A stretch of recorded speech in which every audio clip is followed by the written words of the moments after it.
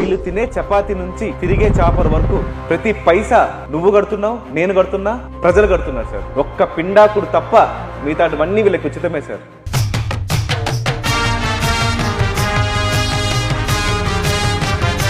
ఇంతమంది రాజకీయ నాయకులను ఒక పెన్షన్ తీసుకోండి నీ ఒక్కడి గొంతు సరిపోతుందంటవా? మహా పాదయాత్రలే ఒక్క అడుగుతో మాత్రమే స్టార్ట్ అవుతాయి.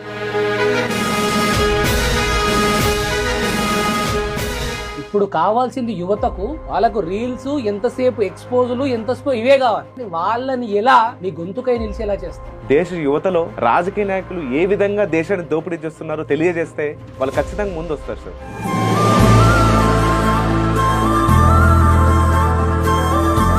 భారతదేశ అప్పు ప్రస్తుతం 1,96,000 కోట్లు. మీకు తెలుసా సార్? భారత ప్రభుత్వం మీ నెత్తిపైన, నా నెత్తిపైన, చూసే నీ నెత్తి మీద 1,36,000 రూపాయలు. ఆ అప్పు మనమే కడుతున్నామని నీకు తెలుసా? మన చపాతి మనం బయట ఎక్కడైనా కొనుక్కుంటే ఎంత పెట్టి కొనుక్కుంటాం సార్? మీరు చెప్పండి. 10 rupees 12 rupees max. Parliament canteen లో ఎంపీలకి 3 రూపాయలకి.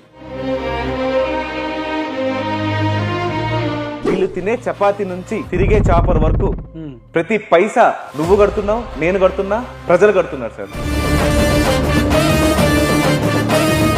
ఇవే కాకుండా ఉండడానికి క్వార్టర్స్ ఇస్తారు, కారు కొనుక్కోవడానికి లోన్ ఇస్తారు, పెట్రోల్ అలవెన్స్ ఇస్తారు. వీళ్ళకి ఏమైనా అనారోగ్యం జరిగితే హాస్పిటల్ రియంబర్స్మెంట్ ఉంటుంది. ఫ్లైట్ టికెట్స్ ఎంపీలకి ఫ్రీ, రైల్లో ఫస్ట్ ఏసీ ఫ్రీ, వీళ్ళకి జీతాలకి ఇన్కమ్ ట్యాక్స్ లేదు, current free, telephone allowance free, అన్ని ఫ్రీలే సార్ వీళ్ళకి.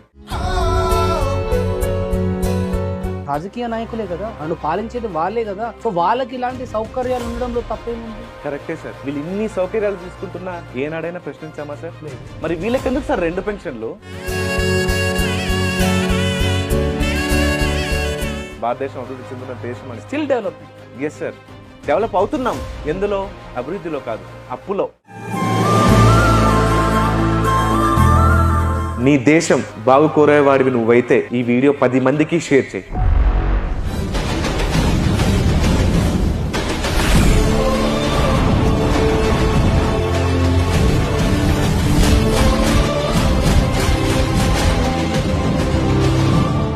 హలో హాయ్ నమస్తే, నేను మీ Vedant. Welcome to Vedant media. ఈ రోజు మన సబ్స్క్రైబర్స్ కోరిక మేరకు ఒక వ్యక్తిని మళ్ళీ మీ ముందుకు తీసుకొచ్చాను. తనే WD గణేష్.